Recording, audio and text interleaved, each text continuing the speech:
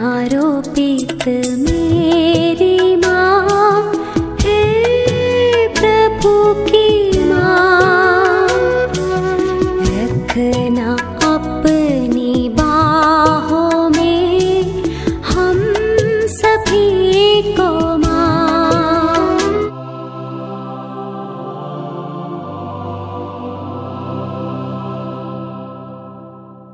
क्रिस्त में प्यारे भाइयों और बहनों,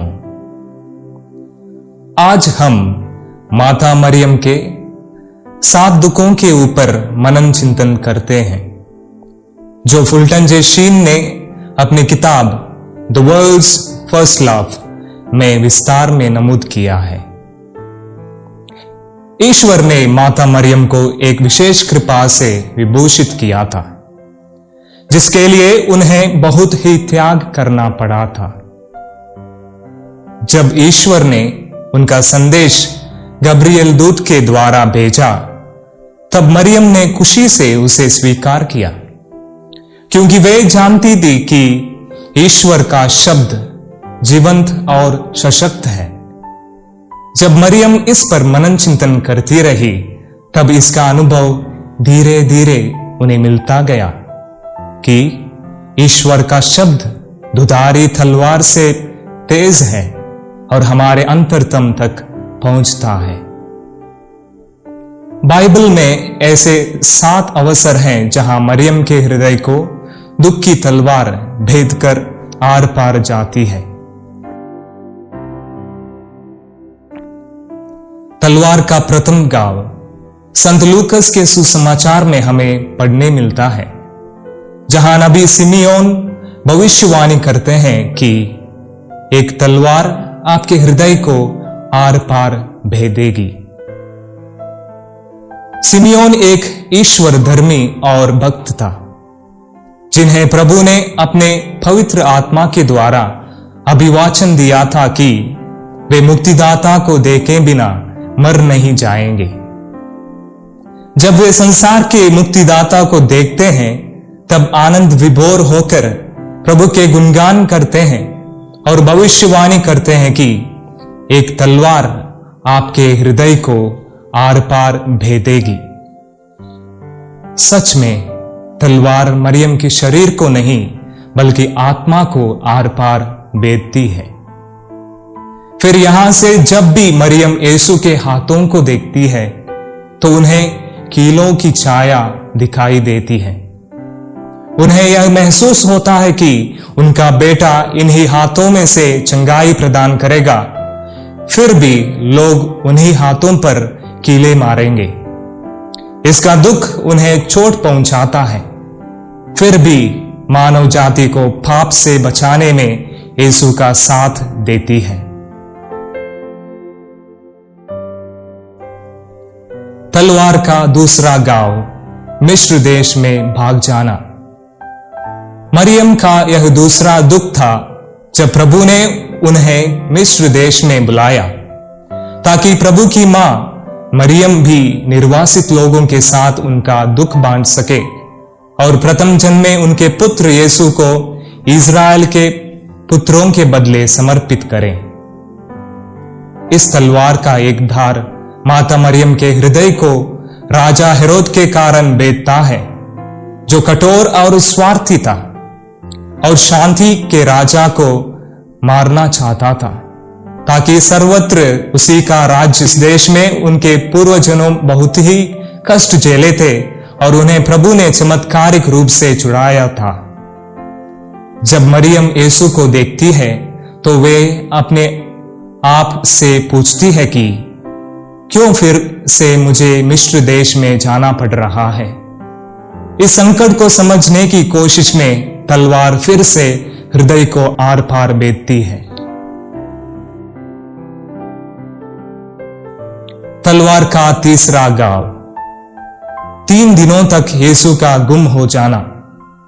यीशु को ढूंढने के बाद माता मरियम ने यीशु से पूछा, देखो तो तुम्हारे पिता और मैं दुखी होकर तुमको ढूंढते रहे। तब यीशु ने मरियम से कहा, आप यही नहीं जानते थे कि मैं निश्चय ही अपने पिता के घर होऊंगा? यहां मरियम को अलगाव से गुजरना पड़ता है, परंतु वे सब चीजों को अपने हृदय में रखकर मनन चिंतन करती है। यहां माता मरियम को अपने पुत्र यीशु के आत्मिक रूप और वास्तविक रूप से दूर होने का दुख भोगना पड़ता है। तलवार का चौथा घाव। दुखित मरियम यीशु को क्रूस के रास्ते में मिलती है। जब मरियम यीशु को क्रूस रास्ते में मिलती है, तब मरियम को सिमियोन के भविष्यवाणी की याद आती है कि यीशु एक चिन्ह है जिसका अंतर्विरोध किया जाएगा। यही तलवार थी जिसके कारण मरियम का हृदय फिर से जख्मी होता है। इससे उन्हें बहुत दुख होता है, क्योंकि उनके गर्भ का फल जो निष्पाप था, उनके सामने संसार के पापों के लिए क्रूस उठा रहा था। मरियम इस चिन्ह को यीशु के क्रूस में देखती है, और यही क्रूस की लकड़ी उसी सृष्टिकर्ता का शत्रु बनती है। तलवार का पांचवा घाव। यीशु को सूली पर चढ़ाया जाना। क्रूसित यीशु को देखकर माता मरियम को नबी मूसा की याद आती है, जिन्होंने मरुभूमि में कांसे के सांप को ऊपर उठाया था, ताकि जिसको सांप ने डस लिया और वे सांप के ऊपर देखेंगे तो चंगाई प्राप्त करेंगे।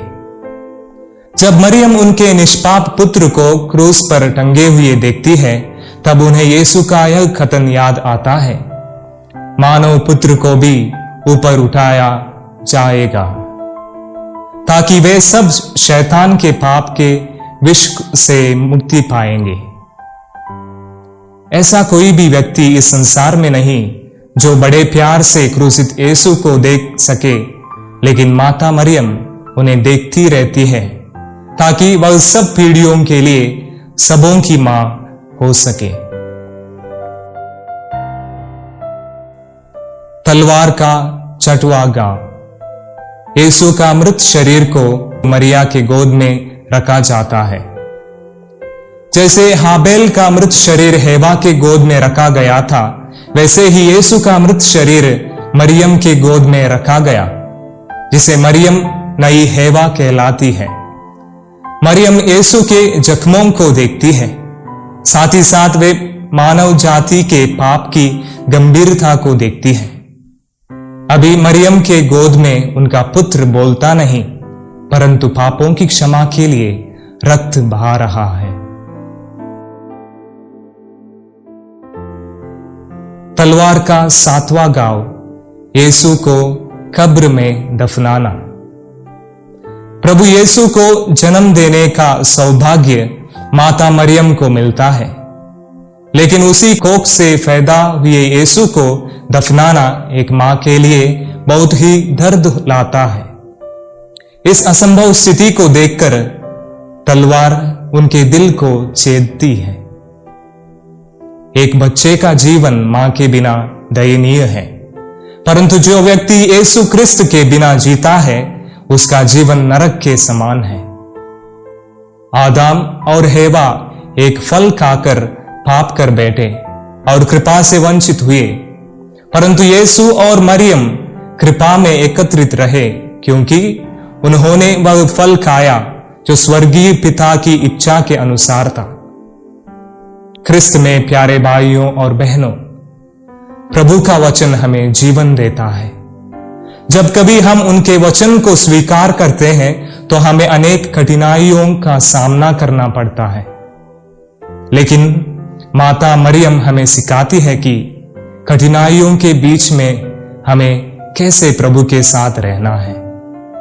उन्हीं का सहारा लेते हुए हम अपने जीवन को प्रभु के चरणों में समर्पित करें और प्रभु से कृपा मांगे, ताकि उनके वचन को हम अपने जीवन में पूरा करें।